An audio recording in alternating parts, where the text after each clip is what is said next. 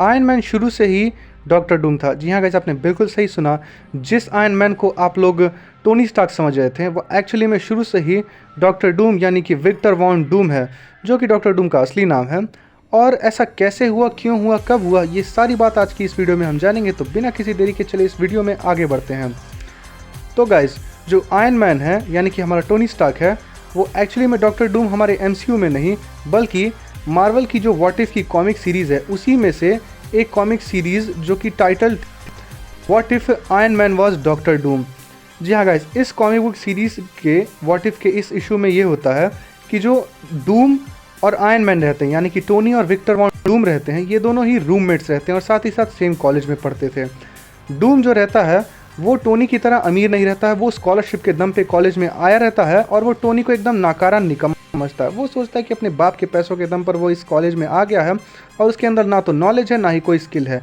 लेकिन डूम को धीरे धीरे रियलाइज़ होता है कि टोनी जो है वो बाकी अमीरों की तरह नहीं है। उसके पास सिर्फ दौलत ही नहीं, उसके पास दिमाग भी है। वो पढ़ाई में भी काफ़ी अच्छा था। कैसे लिया वो टोनी की इस खूबी को सराहने लगता है और धीरे धीरे वो टोनी का दोस्त तो नहीं बनता, लेकिन जब उसे ज़रूरत पड़ती थी वो टोनी से ज़रूर पूछता था और उसकी मदद लेता था।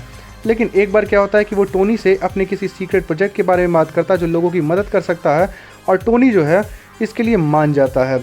जिसके बाद जब वो दोनों साथ काम कर रहे होते हैं तो प्रोजेक्ट के प्रोटोटाइप को फाइनली टेस्ट करने की जब बारी आती है तो वो टोनी से बस एक एग्जामिनेशन के लिए कहता है, लेकिन टोनी को जो है वो फंसा देता है। जिसके बाद जो है वो टोनी को बताता है कि ये प्रोजेक्ट जो है एक्चुअली में किसी तरह का साइंस एक्सपेरिमेंट ही नहीं बल्कि ये उसका प्लान है टोनी से उसकी ज़िंदगी चुराने का। टोनी उससे पूछता है कि आखिर वो कहना क्या चाह रहा है, तो डूम उसे बताता है कि एक्चुअली में ये बॉडी जो है वो टोनी की कॉन्शियसनेस को डूम के शरीर में और डूम की कॉन्शियसनेस को टोनी के शरीर में डाल देगी, जिस वजह से उन दोनों की कॉन्शियसनेस जो है वो बॉडी एक्सचेंज कर लेंगी और डूम बन जाएगा टोनी स्टार्क और टोनी बन जाएगा विक्टर वॉन डूम। टोनी को जब ये पता चलता है तो वो इस चीज़ को एक्सेप्ट करने को तैयार नहीं होता है। वो उसे समझाने की कोशिश करता है ये पागलपन है, लेकिन विक्टर जो है वो मानने को तैयार नहीं था। वो अपनी मशीन को चालू करता है और उसके बाद जो है मशीन ऑन होती है, मशीन ओवरलोड भी जाती है, फट जाती है। लोग वहाँ पे आते हैं,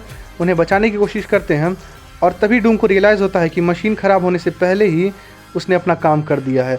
जिसके बाद जो है जो विक्टर है वो बहुत ही खुश होता है। और इतना ही नहीं, उस मशीन ने विक्टर की कॉन्शियसनेस टोनी की बॉडी में डाली तो थी, लेकिन टोनी की कॉन्शियसनेस जो विक्टर की बॉडी में थी उसने टोनी के दिमाग से उसकी सारी मेमोरीज मिटा दी थी।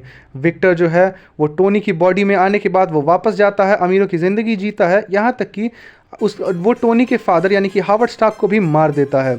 और जो टोनी रहता है वो अपनी तकलीफ़ों भरी ज़िंदगी को कंटिन्यू करता है विक्टर बन के।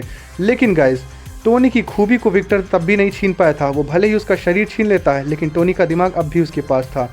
विक्टर जो है स्टार्क इंडस्ट्रीज़ का मालिक बन जाता है हावर्ड स्टार्क को मार के, लेकिन टोनी जो रहता है वो अपनी खुद की भी एक कंपनी बनाता है जो कि स्टार्क इंडस्ट्रीज़ को टक्कर देने लगती है। जिस वजह से विक्टर जो है वो बौखला जाता है और अपना बनाया हुआ सूट लेकर टोनी की कंपनी में तबाही मचाने जाता है। पर टोनी जो है अपना एक नया सूट जो है अपने देश की गवर्नमेंट को दिखाता है। ये सूट जो है ओरिजिनल आयरन मैन के सूट की तरह नहीं था, इसका कलर कॉम्बिनेशन आयरन मैन के सूट की तरह था, लेकिन इसके मेन फीचर्स जो थे वो थे कि ये सूट जो है बैटल के लिए नहीं रेस्क्यू के लिए बनाया गया था। लेकिन ये सूट भी उड़ सकता था और साथ ही साथ मैग्नेटिक फील्ड्स को कंट्रोल कर सकता था, जो कि थोड़ा बहुत डॉक्टर डूम की मैजिकल पावर्स से रिजेंबल करती हैं। जिसके बाद जो है अचानक से विक्टर जो है अपने सूट को पहनकर डूम इंडस्ट्रीज़ में आ जाता है और वहाँ पर तबाही मचाने लगता है। टोनी भी अपना आर्मर पहनकर उससे लड़ने चला जाता है। जिसके बाद इन दोनों की इस घमासान लड़ाई में अंत में टोनी किसी तरह जो है विक्टर को हरा देता है और विक्टर जो है टोनी को याद दिलाता है कि आखिर वो कौन है। टोनी डूम को हरा कर उसे ख़त्म करने वाला था, विक्टर उसे रियलाइज़ कराता कि आखिर कौन है। फिर हमें पता चलता कि टोनी जो है उसकी याददाश्त उसे कुछ समय पहले ही वापस मिल गई थी, लेकिन वो जो है इस नई ज़िंदगी को पसंद करने लगा था। उसे टोनी नहीं विक्टर बन के अच्छा लग रहा था और टोनी उससे बोलता है कि तुम जो है इस ज़िंदगी को जीते रहोगे, इसे जारी रखोगे टोनी स्टार्क बनकर। टोनी के किए हुए सारे गलत काम तुम्हें उनका इल्ज़ाम लेना होगा, अपनी गलती को माननी होगी और अपनी ज़िंदगी को सुधारना होगा।